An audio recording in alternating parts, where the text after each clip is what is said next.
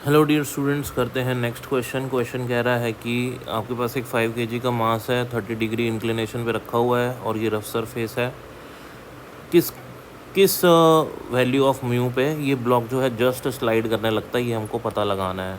ठीक है, तो ये पता लगाने के लिए क्या करते हैं अपन, जस्ट बोला ना उन्होंने स्लाइड करता है, तो जस्ट स्लाइड करता है मतलब जो इस पर एक्सटर्नल फोर्स लग रहा है ना, जो इस पर, वो किसके बराबर है, फ्रिक्शन फोर्स के। और फ्रिक्शन फोर्स किसके बराबर है, म्यू एन की। क्यों? क्योंकि फ्रिक्शन फोर्स की वैल्यू यहाँ पे लिमिटिंग फ्रिक्शन के बराबर है। लिमिटिंग फ्रिक्शन के बराबर क्यों है? क्योंकि हमारा जो एक्सटर्नल फोर्स है वो इसको मूव करा रहा है। तो जब आपका एक्सटर्नल फोर्स किसी रफ सरफेस पे पड़े हुए ब्लॉक को मूव कराने लगे, जस्ट मूव कराने लगे, तो इसका मतलब जो एक्सटर्नल फोर्स है वो एक्चुअल में लिमिटिंग फ्रिक्शन के बराबर हो चुका है।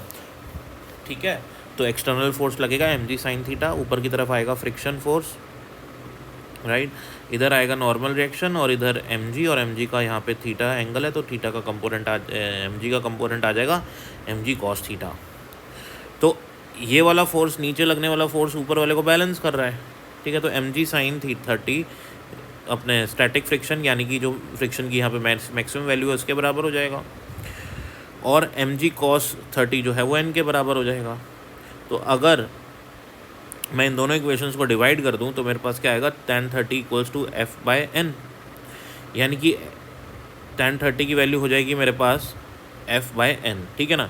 अब f की वैल्यू क्या है, म्यू एन। अब म्यू एन वैल्यू यहाँ सब्स्टिट्यूट कर देता हूँ f की जगह, तो n से n कैंसिल हो जाएगा, तो tan 30 बराबर क्या आ गया, म्यू आ गया।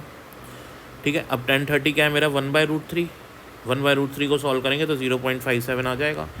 तो यही हमारा आंसर हो जाएगा इस केस में। और इसको हम mu equals to tan theta, इसको हम ऐसा जनरल रिजल्ट भी याद रख सकते हैं। थीटा यहाँ पे वो एंगल है जिस पे ब्लॉक जस्ट स्लाइड करे। Thank you.